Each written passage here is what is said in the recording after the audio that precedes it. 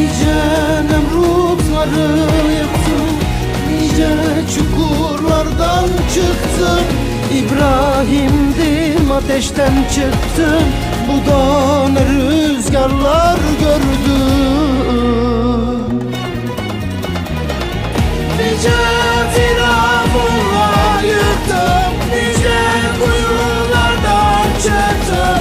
Musa'ydım, Tur'a aşıktım. Bu da ne rüzgarlar gördüm.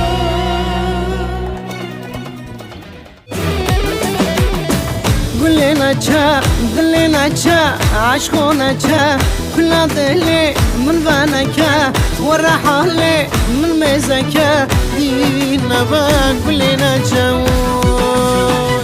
Aşka düştüm, sevdalandım, yar elinden yaralandım.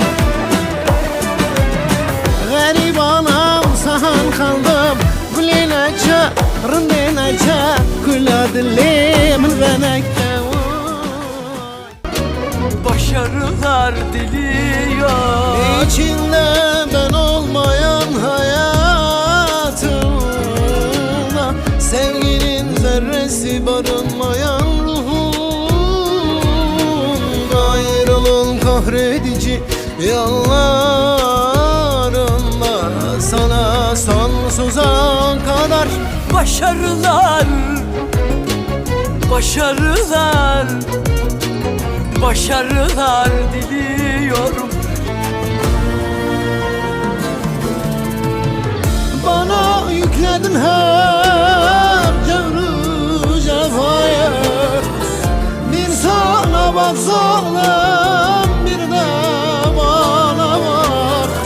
Bana zehir ettin sen bu hayatı. Bir sana bak zalim, bir de bana bak. Hem sevdaya düştüm, hem de belaya. Gurbet elde bıraktı yar, yine yağdı üstüme kar. Perişanım, yandım havar, nasıl duram Haymanada.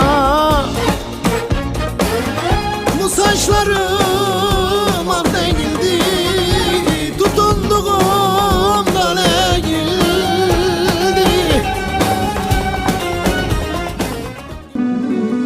Ey benim sevdasına yandım, ey benim uğruna ve bana aldım. Neredeyse dön gel, gözü karalım. Ay dedin, yıl oldu gittin gelmedin. Mevsimler değişti, hala dönmedin. Ağladım kaç gece, sabah etmeden yokluğun başıma ferman ceylanım. Gurbet elde kimsesizim, vurdular beni. Dost bildiğim zalim kullar yaktılar beni. Ölmeden diri mezara yattılar